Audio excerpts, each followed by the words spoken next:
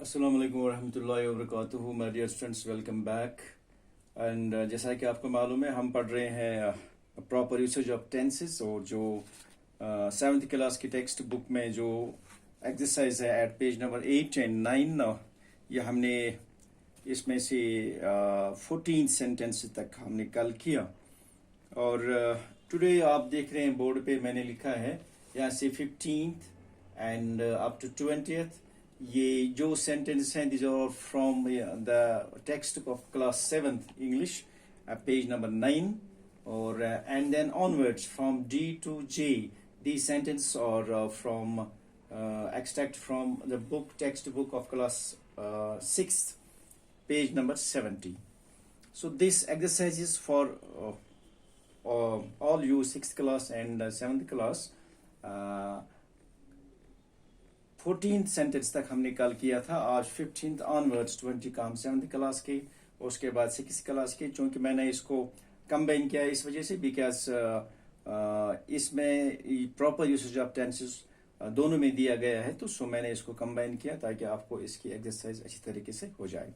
And I hope in addition to this that you might have understood fully कि कहाँ पे हम present continuous लगाते हैं, कहाँ पे हम प्रेजेंट इंडेफिनिट लगाते हैं, और कहाँ पे हमें विल लगाना है और कहाँ पे विल नहीं लगाना है।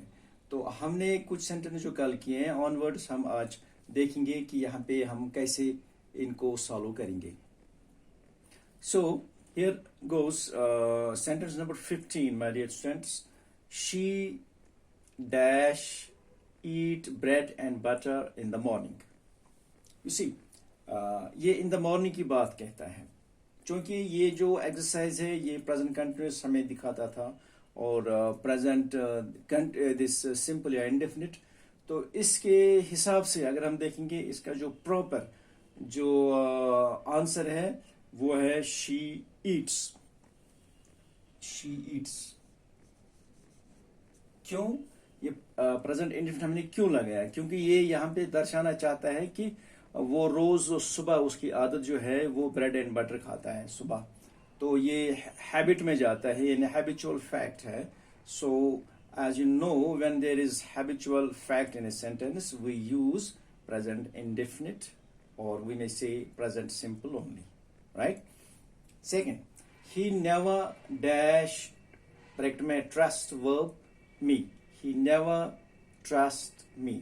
नेवर की बात है हमेशा, डेली जो है इसका जो इम्प्रेशन है इसका, यानी ही नेवर, वो कभी भी मुझ पे भरोसा नहीं करता है। सो ही नेवर, इसमें इज ट्रस्टिंग नहीं आएगा या हैज ट्रस्ट नहीं आएगा। सो ही नेवर ट्रस्ट्स,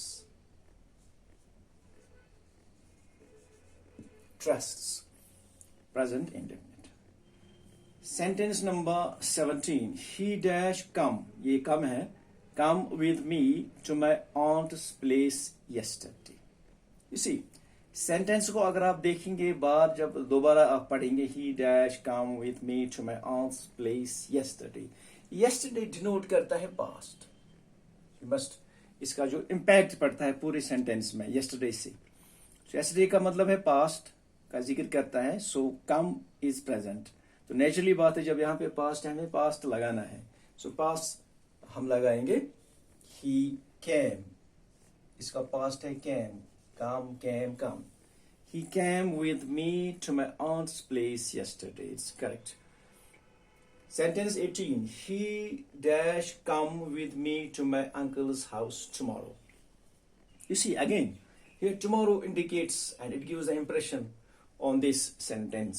ये इसलिए आप देखिए माय डियर स्टूडेंट, यहाँ पे भी इसने कम लगाया है, यहाँ पे भी कम, यहाँ पे भी वेयर, यहाँ पे भी वेयर, ताकि आप लोगों को अच्छी तरीके से जज हो जाएगी कि कहाँ पे कैसे कौन सा टेंस लगाना है। और ये देखना चाहता है कि क्या आपको इन चीज़ों की इम्पोर्टेंस समझ में आती है कि नहीं। अब टुमारो यहाँ पे मैंने बोला यस्टरडे, कल की बात, पास्ट की बात है, तो हमने कैम लगाया। अब टुमारो यानी कल की बात है, ये फ्यूचर की बात हो रही है, तो ये उसी में आता है जैसे मैंने कहा है कि अगर कोई चीज फ्यूचर के बारे में, कोई एक्शन जो हमें फ्यूचर में करनी है, and if that is already decided, अगर उसका हमने पहले डिसाइड किया है तो वहां पे हमें विल नहीं लगाएंगे, वहां पे हमें प्रेजेंट कंटिन्यूअस ही लगाना है। सो यहां पे आएगा is coming, very simple, he is coming with me to my uncle's house tomorrow. अब देखिए, अगर फॉर एग्जाम्पल ये टुमारो इसमें नहीं होता, ये बात आप ध्यान में रखेंगे अच्छी तरीके से, ये बात आप समझ पाओ कि अगर इस सेंटेंस में टुमारो नहीं होता, ये टाइम नहीं दिया गया होता, ये डे नहीं होता, तो क्या आता? अगर हम फिर करेंगे he dash come with me to my uncle's house, to my uncle's house, ये नहीं होता, तो फिर नेचुरली बात है इज कमिंग नहीं आता, इज कमिंग नहीं आता, फिर क्या आता? He will come with me to my uncle's house, he will come with me to my uncle's house. लेकिन यहां पे टुमारो की बात है, यानी ये टाइम भी देता है कब, तो present continuous. She dash wear a beautiful dress. हाँ, अब देखिए, she dash wear a beautiful dress. A beautiful dress एक ड्रेस की बात करता है, ये एक ड्रेस की बात करता है, अ ब्यूटिफुल ड्रेस, एक ड्रेस की। तो इसका मतलब है ये रूटीन नहीं है, ये डेली एक्सरसाइज नहीं है, बल्कि एक पर्टिकुलर ओकेजन, पर्टिकुलर डे या पर्टिकुलर वक्त की बात करता है।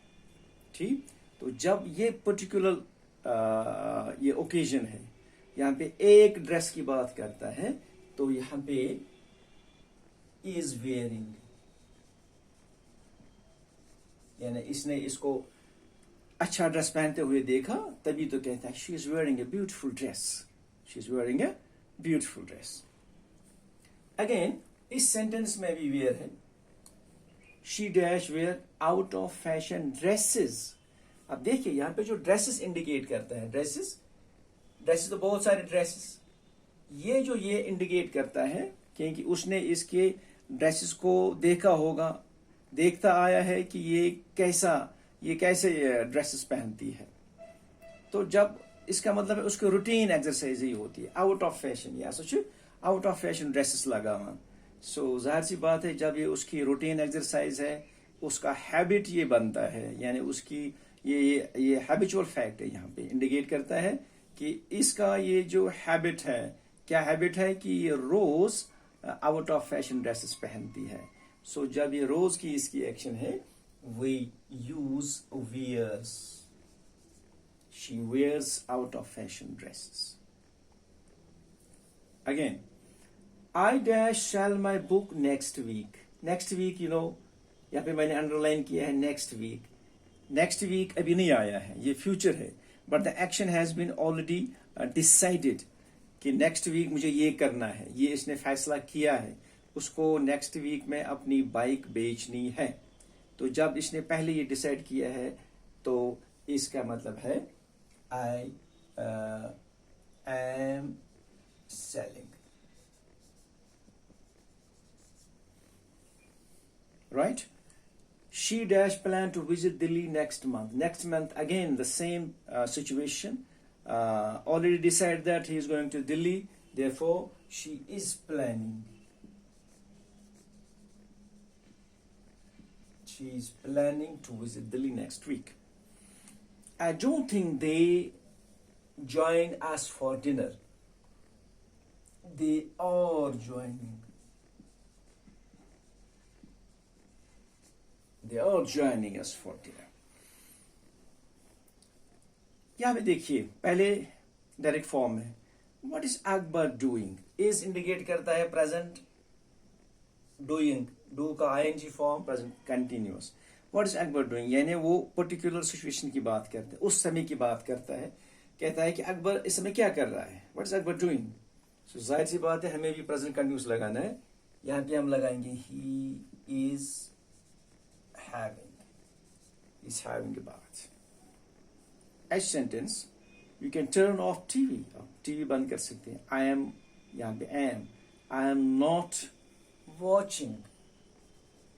इसमें कोई सिचुएशन की बात नहीं है, क्यों? क्योंकि यहाँ पे am है। मैंने आपको बताया है पहले ही कि जिस वर्ब के साथ एम इज आर होता है तो वर्ब का एनजी आता है, यानी वॉच का एनजी यहाँ पे, तो ये प्रेजेंट कंटिन्यूस है। एम तो दिया था इसने, तो वॉचिंग हमें वॉच का वॉचिंग लगाना है, वेरी सिंपल है। Please be quiet, I am, again I am work का वर्किंग आएगा।